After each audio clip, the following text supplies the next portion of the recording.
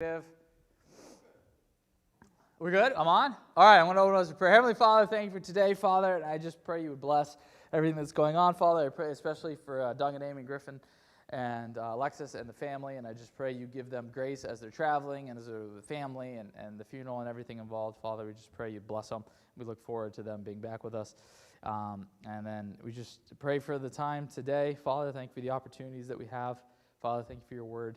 And I just pray we leave here being more like your Son than when we came. We pray these things in Christ's name. Amen.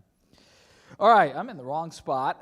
All right, Genesis chapter 10, I think. Okay, so we are now in our last chunk of the Genesis 1 through 11. Okay, and so we've done the creation account. We've done the generations of the heaven and the earth. We've done the generations of Adam. We have done the generations of Noah.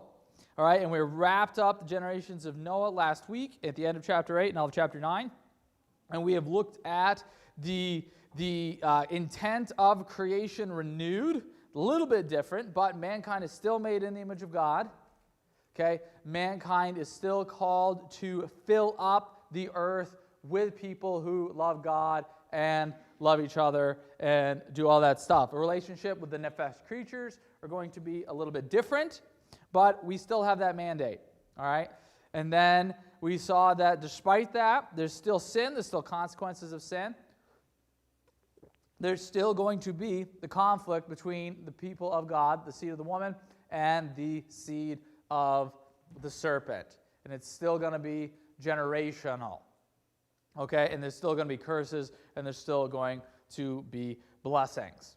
All right, and then in Genesis chapter 10, we are now going to start the generations of the sons of Noah. Okay, and this is the preamble to the story of Babel that we'll look at in 11. And what we have here is we have two. So in chapter 10, it's going to go through, and it's just going to tell us about, it's almost the way we think of it.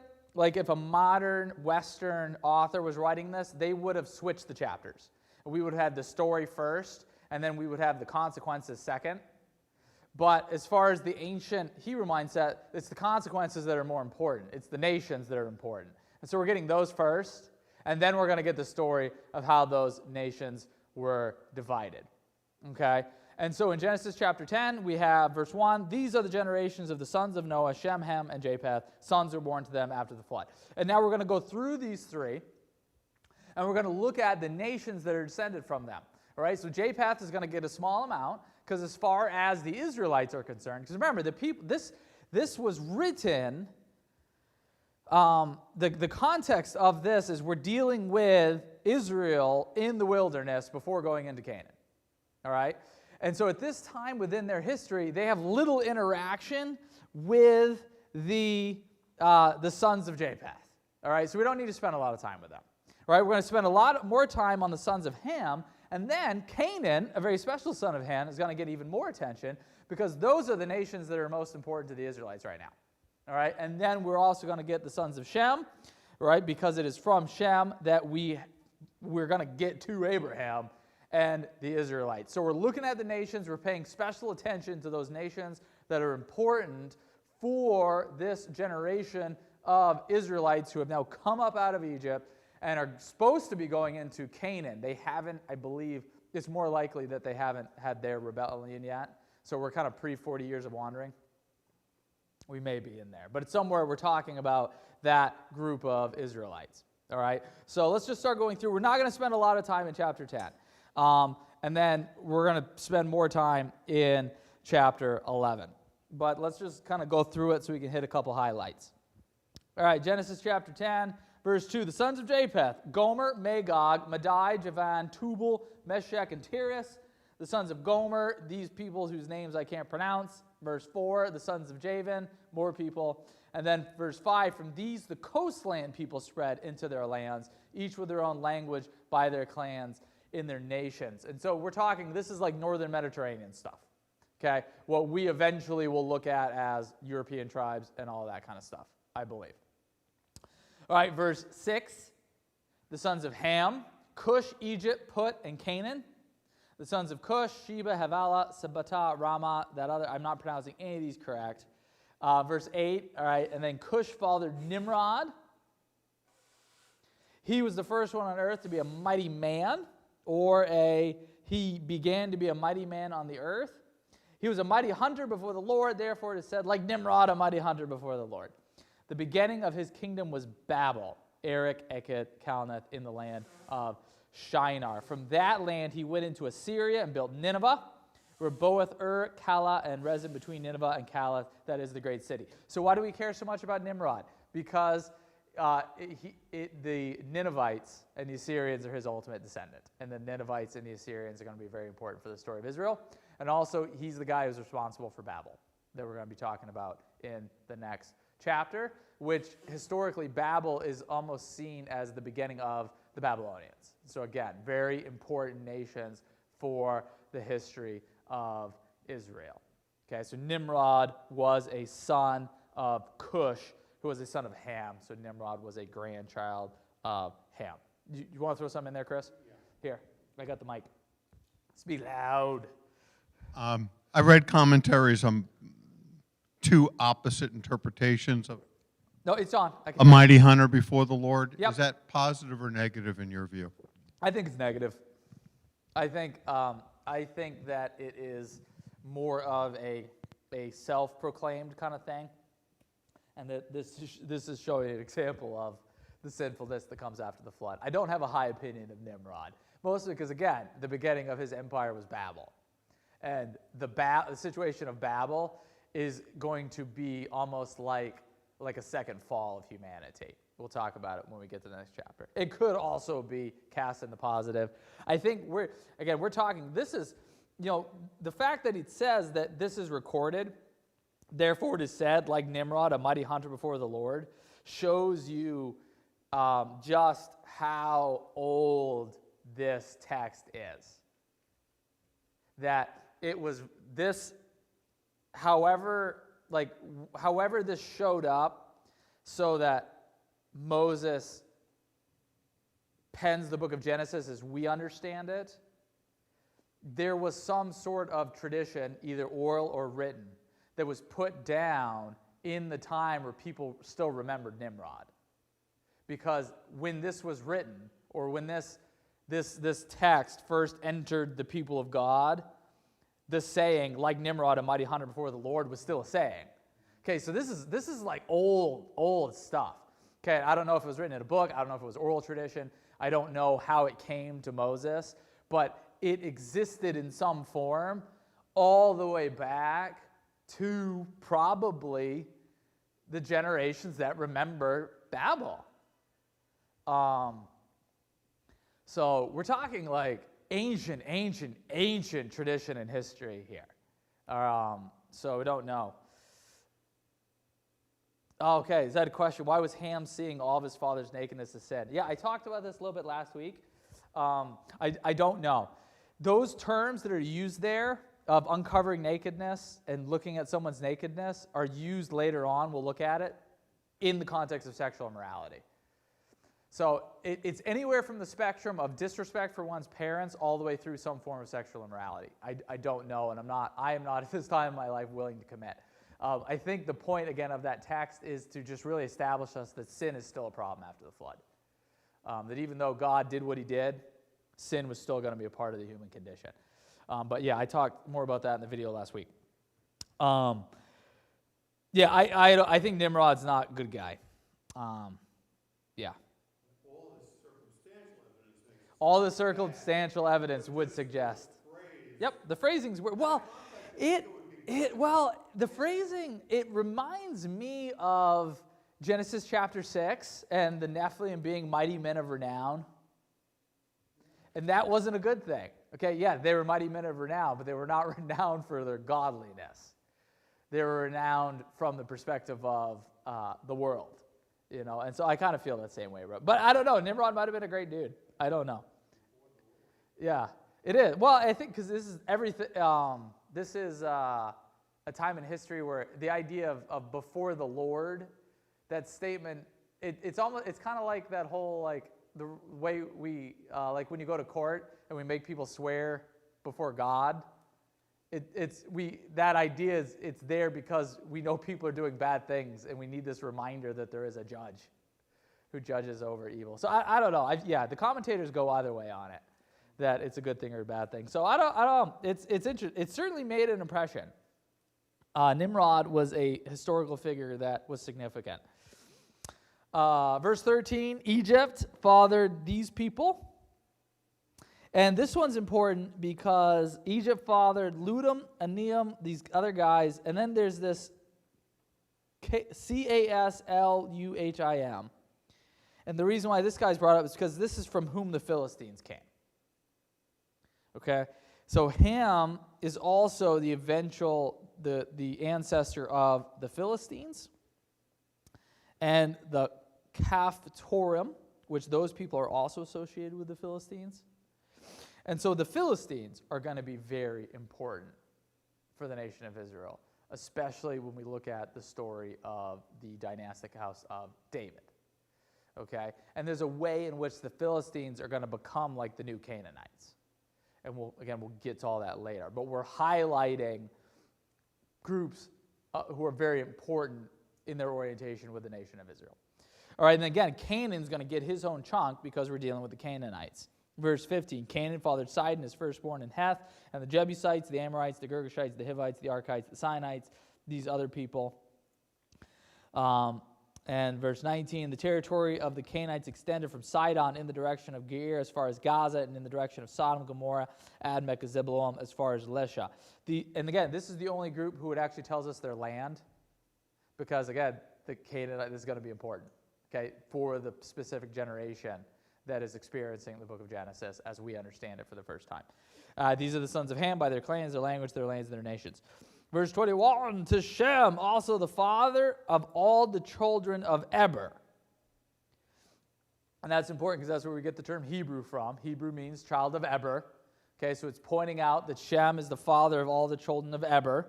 The elder brother of Japheth, children were born.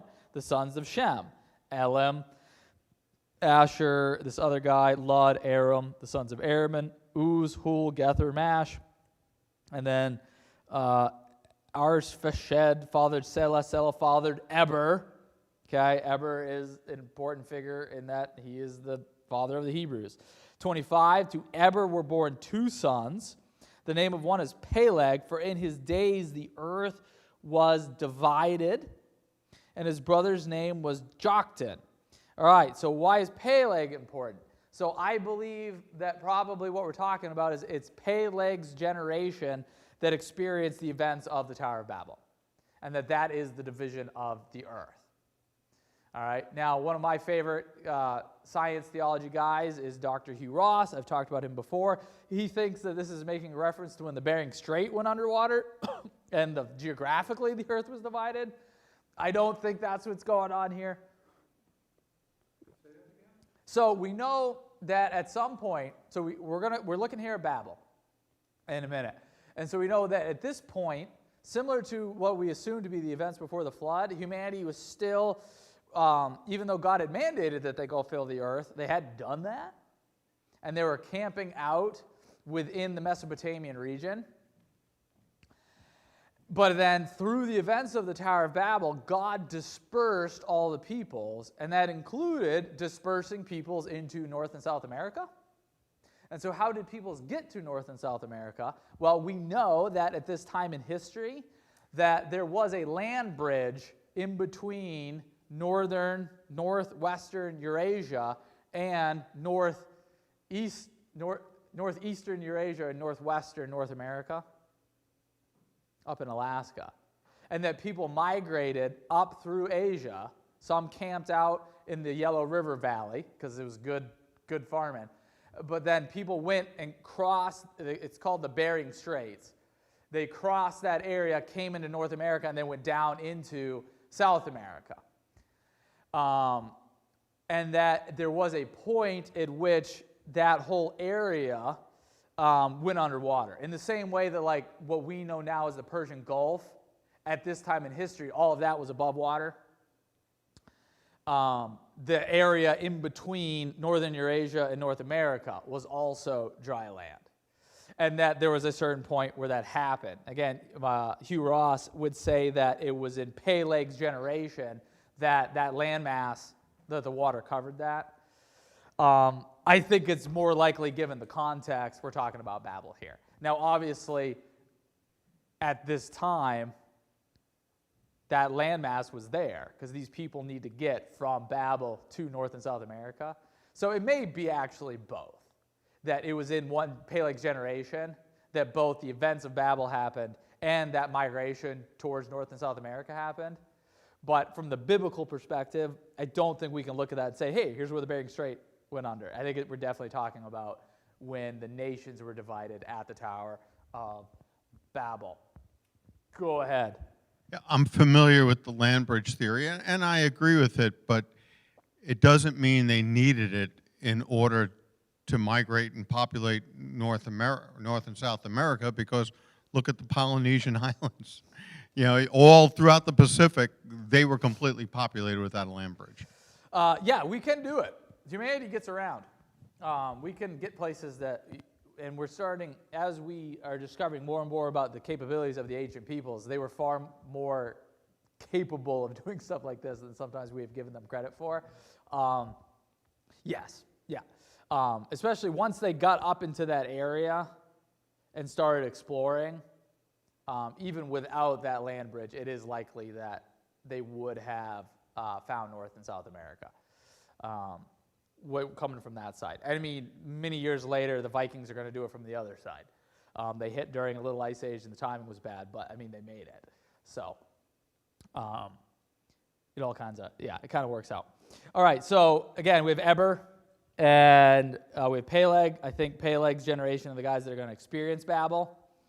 And then verse 28, Jochen's going to father some people, and yeah, it's just going to go from there, right? So verse 31, these are the sons of Shem by their clans, their language, their lands, and their nations. All right, and then later on, we're going to get another genealogy, because we're going to get specifically the generations of Shem, and that is going to pick up, and we're going to follow the line through Peleg, specifically. All right. And then verse 32, these are the clans of the sons of Noah according to their genealogies in their nations from those nations spread abroad on the earth after the flood. Okay, so these are the nations, these are the divisions, all right? And then we've highlighted specific nations that are going to be important with respect to the nation of Israel, all right? So we've highlighted the Assyrians, we've highlighted the Philistines, we've highlighted the Canaanites, all right? We have the children of Eber, which is important because the Israelites are children of Eber. All right, and then Peleg, in his days, the earth was divided, and that is setting us up for chapter 11. Chapter 11 is the Tower of Babel. Anything else about chapter 10 before we move on? Go ahead. Here, let me get you the mic. Yep. There you go. Get the street in my own head. Shem, Ham, and Japheth. Can you just succinctly divide So which races came from it? The way I understand it, and I may be wrong, this is not something that I have studied a lot, but the way, if you wanted to use some just real super quick generalizations, so with Japheth, we're looking at basically like northern Mediterranean up. And again, take this with a grain of salt. I haven't studied it. If someone has better information of that, correct me. With Ham, we're looking at Africa through the Middle East. And even like, I would say, even over into like the area of Persia. So a lot of the I think the Chinese are actually Shem. But I'm not sure. And I would say Shem would be like Middle East, and then going over into like Persia proper, and then up into Asia, and then even over into the indigenous peoples within the United States. I am not sure about this. My initial sources for this are places that I kind of no longer put a lot of trust into. So it's something I need to go back and study some more. But even in World War II, they used our Indians. Sometimes they looked like the Japanese. They did, yeah. So Yeah, and they certainly, again, well, no, yeah, never mind. Yeah. Israelites came from, so it goes Shem, Eber, Abraham, Israel. So Shem was the father of all the children of Eber, and Eber is the father of the Hebrews. And then Abraham was a Hebrew, and then he is the father of Israel and some other nations. But Israel is the one that we are primarily concerned with right here. And that's why, so like when Joseph gets sold down into Egypt, like when it's just still Jacob and his 12 sons, Potiphar's wife makes reference to Joseph as being the Hebrew you brought into our house. So the idea of the Hebrew people predates Israel as a people. And I believe Hebrew means child of Eber. And then that's why Eber is specifically kind of called out here, that Shem was the father of all the children of Eber, even though Eber wasn't one of the children of Shem. Go ahead, Chris. Here, take the mic. People, they get mad at me. I guess I'm just trying to get a little confused. Yep. You said Ham was the Middle Eastern, so I would have thought they were the Canaanites, but the Canaanites are the same race as the Hebrews, no? No, Canaanites came from Ham. So Canaan was the son of Ham. So all the traditional enemies of Israel were from Ham. Yeah. So the Israelites, okay. Yeah, Northern I Europe believe- is from Japheth. Even the Philistine, yeah, I think that is a statement that is accurate. So the Israelites- Egypt, Assyria, Babylon, Canaan, the Philistines, all of them from Ham. Because it just seems, looking at it from our time period, I look at someone Jewish, they look more of our race than they would of China, Eastern race characteristics. Yeah, I A think Jewish person looks very I European. think I would agree for that. This is something I have not studied as much. I think probably some of that is the fact that the Jews were in dispersion for so long. And so That's a good point. they spent a lot of time in Europe and in that environment. But again, I don't know. And I may be completely wrong about the modern, like where I'm attaching modern people group to these ancient people groups. And again, there wasn't this clear. It wasn't like, okay, all the sons of Japheth go over here, and then all the sons of Ham go over here, and then all the sons of Shem go over here. It was all a mixed bag in that area of the world as well. So you had peoples from all three bloodlines that were interacting contemporary with each other. And because you also, surrounding the Canaanites are all of these people groups who take their descent from Abraham and Lot. And so they would have been Semitic nations living in the same geographical area as the Canaanites. So it wasn't, the divisions weren't always so clear. Yeah, and there's been so much like mixing and crossbreeding now that, probably there's a degree to which all of us can make it back to Noah through probably multiple avenues. You don't have to go very far, especially within Europeans, to start hitting common ancestors. And this is a whole area that I'm interested in. I would love to do more study, but it's low on my list of priorities at the moment.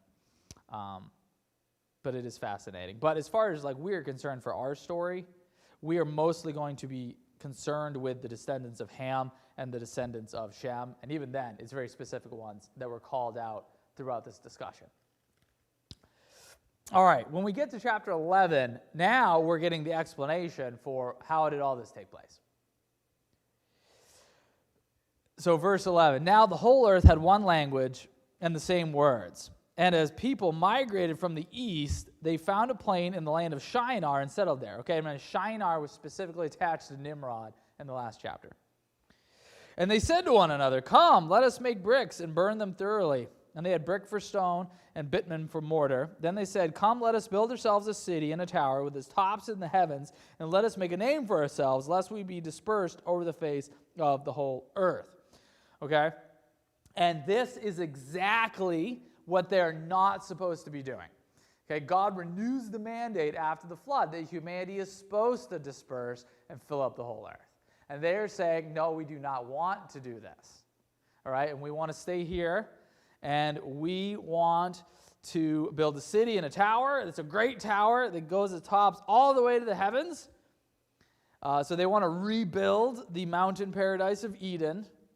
And so in verse 5, and the Lord comes down. Okay, remember, we're still in a chunk of Scripture here where we do not have a good track record when the Lord comes down. All right?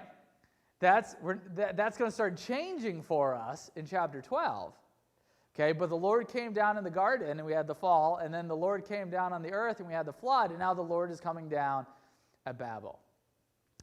And so then the Lord came down to see the city and the tower which the children of man had built. And the Lord said, behold, and it is the actual Hebrew structure of this passage is really interesting, that it's almost like a step. Because they say, let us build a city and a tower, and blah, blah, blah, blah, blah. And then God comes down and says, he repeats what it is that they said.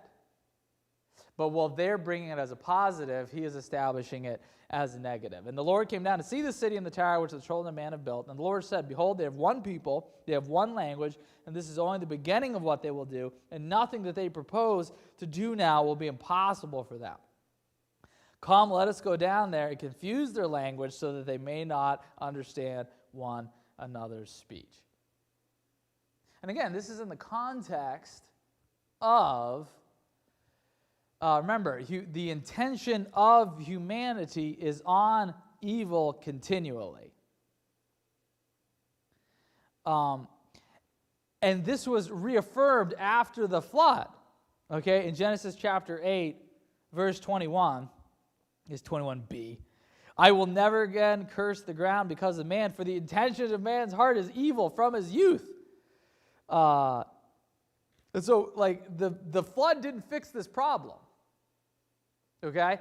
And so, it is not good that man can accomplish anything that they propose, because the intention of man's heart is evil. All right? And so, again, mankind Jeremiah, can you take this back to your mother? God gives them a chance to fulfill the mandate, and they refuse. And now God has to come down and deal with the problem that man has this intention of his heart, and they're not following God. And now any of the evil that they intend, they'd be able to accomplish. And so now we have to deal with this. Go ahead, Becky. So I was saying it's really interesting that God himself looks at a united humanity, and he says building this great tower is only the beginning of what they can do, and nothing they want to do will be impossible for them. And just realizing when we're made in God's image, he gave us such power to create and to achieve things. And I'm wondering if this verse, he's saying it negatively, they're going to do terrible things, but I wonder if it's true in the positive way, or it could be true of the church. If the church was united like that, and it kind of when he talks to Peter and says, the gates of hell won't be able to prevail against it. And I'm just wondering if, this is just kind of a principle of humanity, because we're made like God, that when we become united, we can do amazing things, because, God gave us this power. So when Christians who have a good heart get together, it's a good thing that we can do.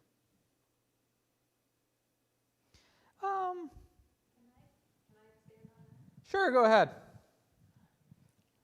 Yeah, I've been reading a book by Tony Evans about America turning a nation to God, and he speaks to this verse and how, yes, when we are doing things our way and we're united, that we do things that are selfish and are not what God's will is, and that's why God came down at Babel, because he knew that they were trying to say, you know what, we're all set. We don't really need God. We can do this our way, and we don't have to do what he's telling us to do. Right. Yep. But when our hearts are aligned with God's will, and we come together and we unite as his people, and we try to accomplish things his way, then things are not impossible for us either, because we are aligned with God's will and we can do positive things. And that's what our nation today desperately needs, is to unite ourselves and align ourselves again with God's will. Yeah. Yes, I would say like all of that is very much true. That it's, I mean, we, like the choices that humanity makes have a great impact.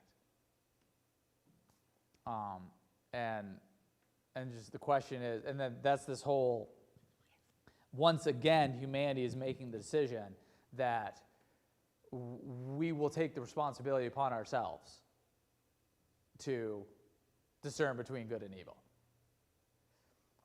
And God is looking at that and saying, that's not going to work out. And again, the theme here is, it's in order to restrain the sin of humanity, God confuses the nations and separates them. So, and again, I think, well, I'll just read it. Verse 8, so the Lord dispersed them over the face of all the earth, and they left off building the city. Therefore, its name is called Babel, because there the Lord confused the language of all the earth. And from there, the Lord dispersed them over the face of all the earth. And I think this ties into this statement that God makes about he's not going to destroy the earth again.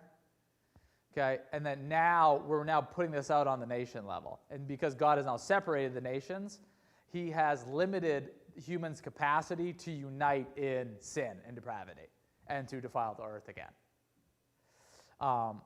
And so now we have, again, to put this all in the timeline, so we have creation, we have the mandate, and we have Adam and Eve. And then Adam and Eve have to make the choice. Are we going to look to God for what's good and evil, or are we going to take the responsibility for good and evil upon ourselves? They take that responsibility upon themselves in sin and rebellion. And God says, okay, that leads us to the flood.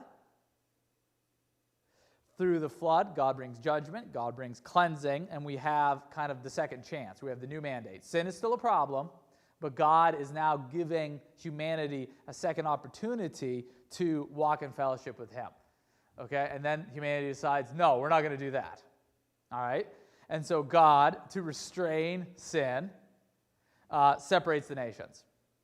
All right? And then what we're going to see in our next, because verse 10 is going to be the generations of Shem. We're moving to our next account. All right? Now, humanity, and it's similar. It reminds me of Saul and the mandates. Like Saul sinned, and he lost the dynasty, and then Saul sinned, and he lost the kingship. So Adam and Eve sinned, and so we have this initial breakdown in creation where now the dominion over the nefesh creatures of the earth and the representation as the image of God has now been taken away. But we still have this, you still can fill up the planet, you can still walk in fellowship with God. Okay, and then they blew that. And so the two parts of the mandate, humanity has now failed. And so now, the rest of 11 is going to be an introduction to 12 to get us to Abraham. And what we're going to see in Abraham is now God basically, I believe him saying, okay, I gave humanity the option to live out the choices that they made. And now we have established that humanity is not going to walk in fellowship with me. And humanity is never going to come back of its own will. The only way that creation is going to be restored, that fellowship with God is going to be restored, is if God initiates it. and if God provides for himself a new humanity. And so, to kick all of that off, God goes down to Ur and he finds a pagan moon worshiper named Abram and says, okay, your dad's going to take you up here, all right? When he dies, I want you to come down to Canaan, and I'm going to be your God, and you're going to be my person, and I'm going to start with you and your family, and I'm going to build myself a nation. And that nation is going to show people how to love God and how to love people. Now, we know ultimately that that nation fails. And so God provides for himself a man who's going to be faithful, and that man is going to be God himself. And we're all heading towards Christ. But it's going to start somewhere. It's going to start with Abraham. Humanity had its chance. Humanity blew it twice. Humanity's not coming around. Humanity's not going to walk with God, given the choice. So now God's going to start, and this is the turning point in redemptive history, where God's going to start doing what humanity can't do and restore fellowship. And this conflict between the seed of the woman and the seed of the serpent is going to continue, but now God is going to have a horse in the race, so to speak. All right, and we still got a little ways to go before we get there. But that's where we're headed. And then I want to talk a little bit more because there's some more going on here at Babel, at least from the perspective of Second Temple Judaism and the ancient Jewish people that's going on here at Babel that help us to understand some of the weird stuff that we see throughout the rest of the Old Testament and the New Testament. And so I want to talk about a few of those things right here. Again, this is something that I was introduced to by Michael Heiser. I like him. He's got some weird views on a few other things, but I think when it comes to ancient angelology on that stuff, he's pretty solid. And he refers to this as the Deuteronomy 32 worldview. I'll explain what that means. We're going to head over to Deuteronomy Chapter 32, verses 8 through 9. Because there were some more consequences, I believe. And again, this is from here on out, this is start taking stuff with a grain of salt. You're going to have to check it out and think about it. Of what happened at Babel that give us a foundation for some other truths, both in the Old Testament and the New Testament, to help us kind of understand some things. And none of it's really earth-shattering, but I think it helps clear up a few things. So I want to talk about it because I think it's interesting. All right, Deuteronomy chapter 32. This is part of this is the very end of, this is Moses's psalm, basically concluding his commission to the people of Israel before they go into Canaan, because he knows he's not going in. All right? And this is not what I am talking about is not what this is about, but it's mentioned, okay? So in Deuteronomy chapter 32, verses 7, 8, and 9, Moses talks about this event of Babel, okay? And so this is what he says in verse 7. Yeah, I'll start in verse 7. Remember the days of old, consider the years of many generations. Ask your father, and he will show you, your elders, and they will tell you, when the Most High gave to the nations their inheritance, when he divided mankind, he fixed the borders of the peoples. And I'm going to stop right there. There's not a comma there. But again, I believe this is talking about Babel. All right? When he divided the nations up and sent them to what their geographical regions were going to be, based on who they were. Okay? And it says that when he did this, okay, when he gave to the nations their inheritance, when he divided mankind, he fixed the borders of the people according to the numbers of the sons of God. All right? And then, so again, this is a textual thing. Older translations are going to say sons of Israel. This is a textual issue within the ancient Masoretic Hebrew text that has since been settled through the discovery of the Dead Sea Scrolls and having older manuscripts to compare this to, that the manuscripts are to be understood as being the sons of God, not the sons of Israel. There was a manuscript error, and they think it came in because there was a period of time where this idea of being the sons of God was always identified with Israel. Go ahead. Do you have the mic? Is the mic back here? Jeremiah, bring it up. You do, but you don't have a mouth that transcends the internet. Right. He is. Yeah, he's good. He's a good boy. Like I had the New American Standard. Yep. That's on the critical text, but yet they're using Israel, and the critical text comes from the Dead Sea Scrolls with the newer manuscripts. Yeah, they did. Yeah, I know. It's weird. It's weird. That's why, as I talk about like nobody's got the perfect Bible, and so there's always going to be issues. But again, and then this is one of those things that you got to study, and it depends. The ESV goes with sons of God because that's where that translation committee is going with. I think that it was accurate. This is the same sons of God in the Hebrew as the sons of God in Genesis chapter 6 and the sons of God in Job chapters 1 and 2. The sons of God that are the sons of God. And then the distinction here is, but the Lord's portion is his people, Jacob his allotted heritage. And it's actually looking ahead because Israel wasn't allotted at Babel. But we see, again, the beginning, it's hinted at. Because, again, we have all the sons of Eber, the sons of Peleg, and that's right where this next generation is going. There's more support for this idea that at Babel, part of the division of the nations wasn't just by language and geography, but it was also in some way by also the sons of God, these members of the heavenly court, that each nation was assigned to one of these heavenly beings. If you look back in Deuteronomy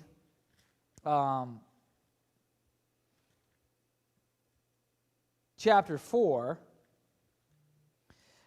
we're talking about Israel and their relationships with the nations. All right. And in Deuteronomy chapter 4, verse 19,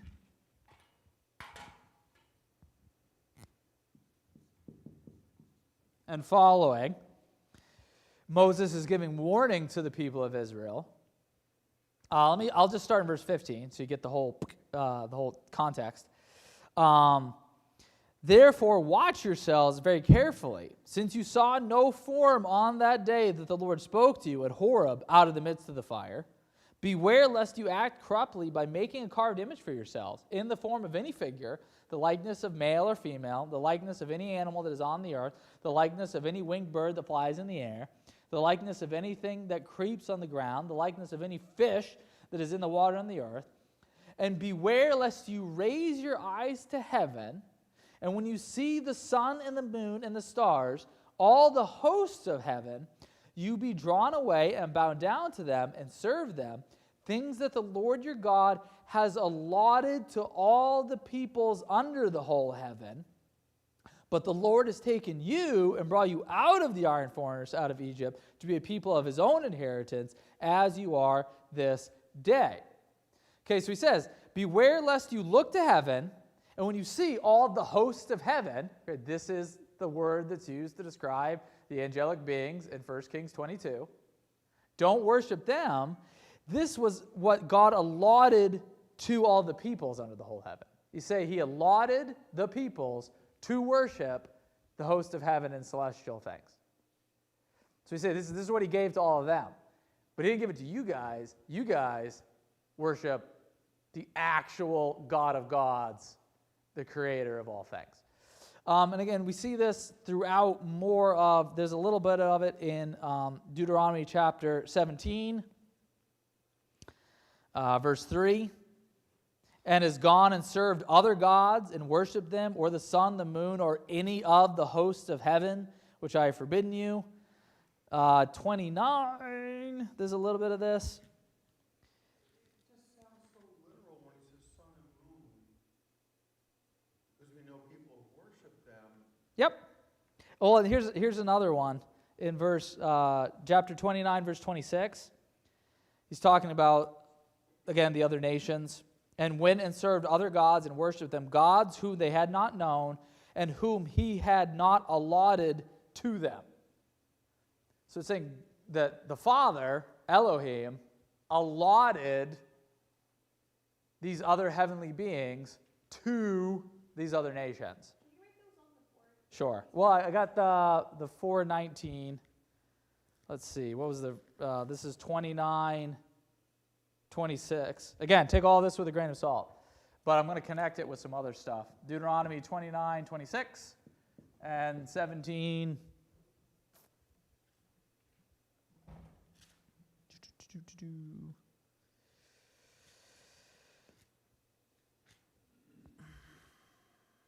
Three. And the reason why I'm bringing this up, that I think Deuteronomy 32 is making reference to Babel, and we have these other verses that talk about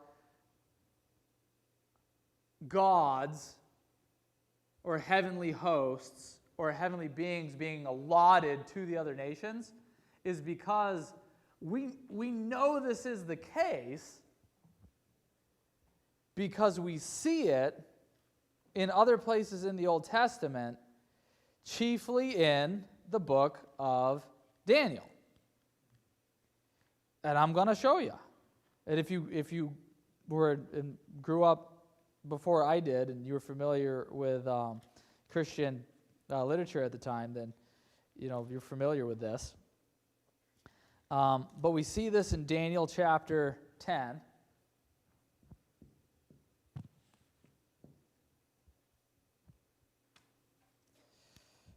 Again, this is not what this text is about.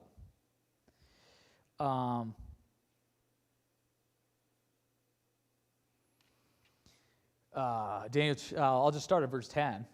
And so Daniel's having a big vision. He's at the, where is he? He's at the riverbank, I think. Yeah, the Tigris. He's at the Tigris. Sees a vision, and he faints in verse 9. And then in Daniel 10:10, says, "And behold, a hand touched me and set me trembling on my hands and knees. And he said to me, O Daniel, man greatly loved, understand the words I speak to you and stand upright, for now I have been sent to you. And when he had spoken this word to me, I stood up trembling. Then he said to me, Fear not, Daniel, for from the first day that you set your heart to understand and humbled yourself before God, your words have been heard, and I have come because of your words." All right, now verse 13, here's the key text here. "The prince of the kingdom of Persia withstood me 21 days. But Michael, one of the chief princes, came to help me, for I was left there with the king of Persia. And I came to make you understand what is to happen to your people in the later days, for the vision is for the days yet to come." And then in the last paragraph of this chapter, this same guy is going to talk to him. In verse 20, he says, "Then I said, Do you know why I have come to you? But now I will return to fight against the prince of Persia. And when I go out, behold, the prince of Greece will come. But I will tell you what is inscribed in the book of truth. There is none who contends by my side against these, except Michael, your prince." All right, and so, again, this is one of those weird things in the Old Testament that you get like 2 paragraphs and nothing. But we have here an angelic messenger who is sent by God to reveal prophecy to Daniel. And he says, as soon as you started praying, I was coming, but I was contending for 21 days with the prince of Persia. Okay? And I know that this is not a human prince of Persia, because this angelic messenger is contending with him, and the Michael, who we will, using New Testament terminology, will refer to as the archangel. In the Old Testament, he is the chief prince or a mighty prince, has to come and help him. And Michael is the prince of Israel in the same way that the prince of Persia is the prince of Persia. And the prince of Greece is going to be the prince of Greece. Jeremiah, come bring the mic to your mother. Okay, and so guys, I don't know what's going on here, all right? But what I do know is that there is a spiritual being who's referred to as a prince. No, come back, Jeremiah. I just had a quick question before I give him the mic. Age before beauty. Who is able to contend with this angelic messenger of God, and who is in contention with the archangel Michael. And I think the important thing here, the why I'm connecting it with this, okay, and putting it all into the context is, the reason why this guy is the prince of Persia is because God allotted Persia to him. It's not because this guy stole Persia from God. It's not because somehow he wrested it out of, God's sovereignty and that kind of stuff. But it's because at Babel, when the nation said, God, we don't want you, God said, fine, I'm not going to be your God. I'm going to allot to you a lesser heavenly being who is going to have responsibility over you. I am disinheriting you, and I am going to make for myself my own people who will be faithful. And these heavenly beings, at least evidenced by the book of Daniel, these heavenly beings are not doing a good job, and they are not in concordance with the will of God, and they are in opposition to the work that God is doing. All right, Chris, go ahead real quick. And My then you gotta simple send it to my question wife, just got more 'cause I gotta live with complex. her. I'm sorry. I'll just make it Okay. brief. Are you saying that each nation has both an angel and a demon? No, I'm not. No. Because you're making this angel seem in the middle. Neither No, I don't think good or bad, just incompetent or not doing you a mean good the angel job. that's talking? Oh no, so the Prince of Persia? Yes. No, I'm going to talk about him in a minute. I think that the Prince of Persia is a son of God who has sinned and now will be in judgment That's a demon. before God. Yeah. All right, I've said it That's before. another conversation.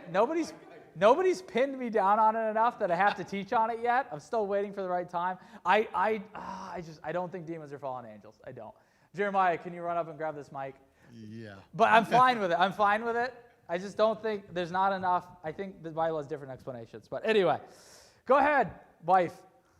Okay, husband. Okay, so Prince of Persia, Prince of Greece. Are these the principalities that Paul talks about when he says? Yes, I do. I think that, again, when we get to the New Testament, or do you want to keep going, or you just want me to go right on to this? Well, that whole list that Paul goes through, the principalities and powers and all Yes. these things, that maybe demons are in that list, and maybe these sons of God, the fallen sons of God. I think Ephesians this list. chapter 6, I think, is where this is. And again, this is something that's across all of Paul's language. All right, so I could find more passages to talk about this. But I think Ephesians 6 is a good example of this. Go eat popcorn. Yeah. Paul talks about Ephesians chapter 6, verse 12. We do not wrestle against flesh and blood, but against the rulers, against authorities, against the cosmic powers over this present darkness, against the spiritual forces of evil in the heavenly places. I think the King James translates this principalities and powers, or Paul uses that language maybe in a different text. When Paul talks about our enemies in spiritual warfare, he uses these words of authority, and if you take these words and you cross it over to their normal usage, these are all words of people who have geographical authority over a particular area of the Roman Empire. And they're very much reminiscent of this idea of the Prince of Persia, the Prince of Greece. Paul, when he writes, he's writing from the assumption that there are spiritual beings who have regions, geographical regions of authority, that are trying to hold people underneath lies and prevent them from experiencing the truth of the gospel. Jeremiah. Would you say that these princes are like the gods of Greece or Rome? So I don't know.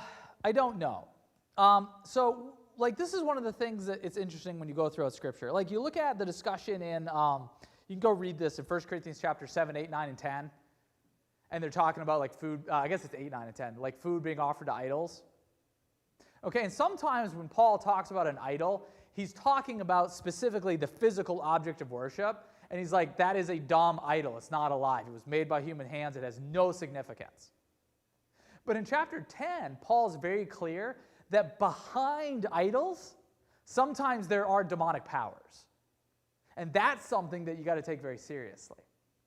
So I don't think every mythological deity in history had a prince in the background. But I would not be surprised if some of them had their mythological origin in an actual heavenly being. that had their beginnings at Babel when God allotted the nations to their lesser Elohim. And that it's somewhere in the middle.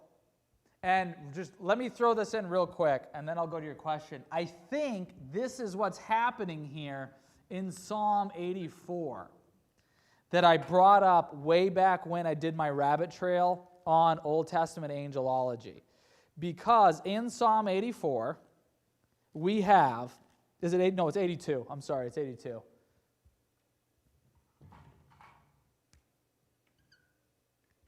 And again, a lot of this comes down to your translation and where you're at.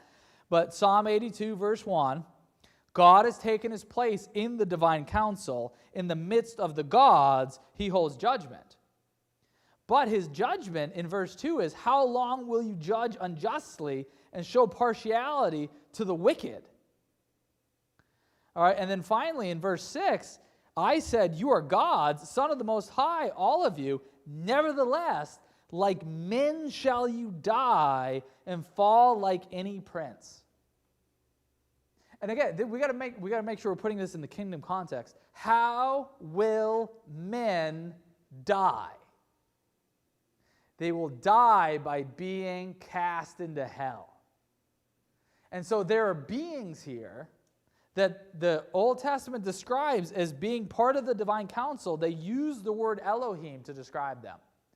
But they've been judged because they themselves have judged unjustly, and they are going to share the fate of sinful humanity. And it even uses the word prince here, which is the same word used for prince in Daniel chapter 10. And so this is when I've mentioned a third fall. This is what I think. That at Babel, and again, take all this with a grain of salt. It's not crucially important, but it helps explain some weird things that we see in the Bible. That at Babel, when the nations said before God, we are not going to follow you, God said, fine, you don't want me to be your God? I'm not going to be your God. He disinherited the nations, he divided them up geographically, and he also assigned to each one of them one of these lesser Elohim, one of these divine council members. And I don't know if it happened at that time or if it's progression.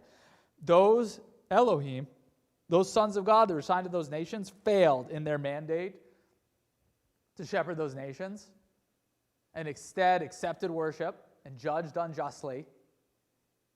And God is going to bring them under judgment. And when the New Testament says that we are going to judge angels, it's these guys that we're talking about. And that they, like sinful humanity, are going to be cast into hell. And that they followed the watchers from Genesis chapter 6 in rebellion, and they followed the serpent from Genesis chapter 3 into rebellion. And that part of what we're going to see in God's plan is he disinherits these nations, and so he makes a new nation for himself. And then eventually in that nation, he's going to raise up a man who's going to walk with him and be faithful. And part of that man's job, Jesus Christ, is he is going to now go back and reclaim those nations that were disinherited at Babel and call them back into fellowship with God. All right, Chris, real quick, and then I'm done. Jeremiah, bring them. Oh, wait, I'm sorry. Oh, you didn't. I'm sorry. Go ahead and ask your question. I'll go over for my wife, my lovely wife. Oh, thanks. You're so sweet.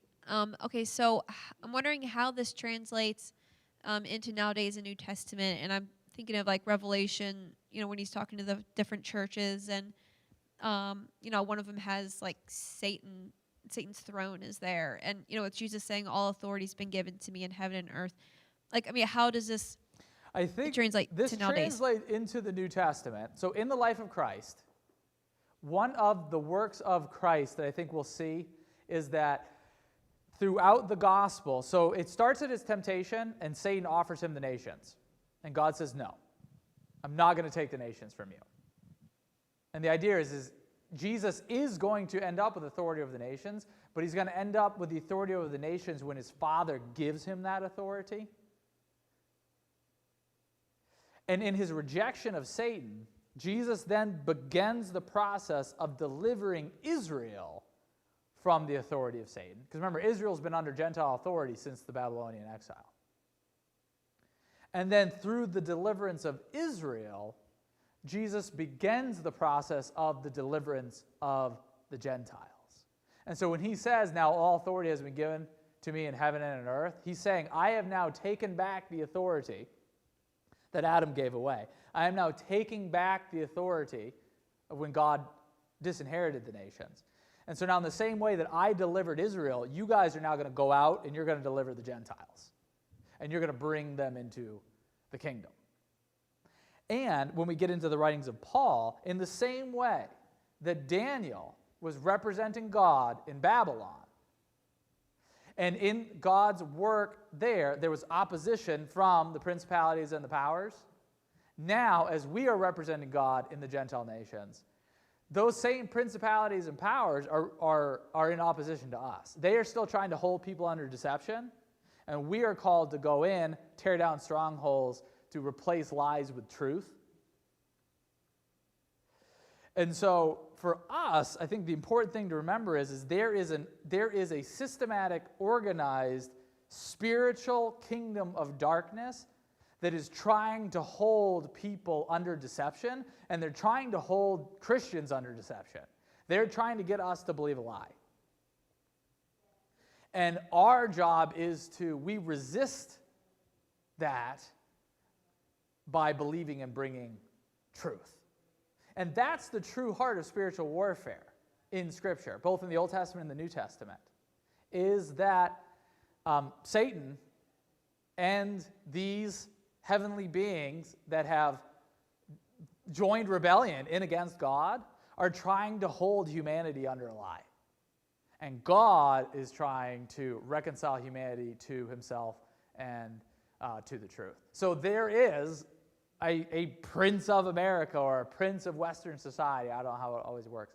But there is an organized system of intelligent beings who originated in the invisible creation, but then turned in rebellion against God, that are in opposition to God's rule, and that we are called into warfare against. And that's why, like, this whole truth and lie, it's what you believe is really important.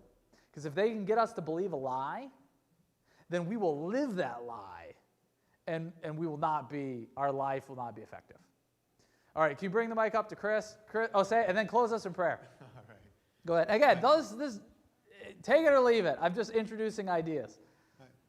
Succinctly, do you say you understand that there are three falls, and that's the fall of man, the fall of angels, and the fall of Elohim? I guess there are three falls of heavenly beings. Oh, not even including man. Not even including man. So there was the fall of the serpent in the garden. There was the fall of Genesis chapter 6, where the sons of God left their heavenly dwelling to cohabit with humanity. And there is the fall of Deuteronomy chapter 32. There is the fall of Babel, that when God allocated the nations to the sons of God, that those sons of God did not rule over those nations justly. And they have been condemned and brought under judgment for that. And then I believe all of those are precipitated by that first fall. And as we understand, when Jesus and it was Satan in the wilderness, Satan said, I have authority over all the nations. You know, and so I don't know how all that works. The Bible doesn't give us a lot of information there, but there is this rebellion, heavenly rebellion against God, and I think we see three examples of this progression. Come to small group, or we can talk about it more this week. Can you close this in prayer? I'm over. We got to get going. We got stuff to do.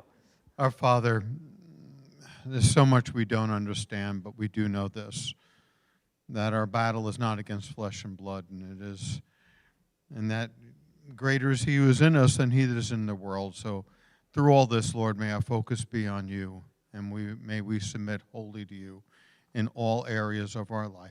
For your honor and glory, we pray. In Jesus' name, amen.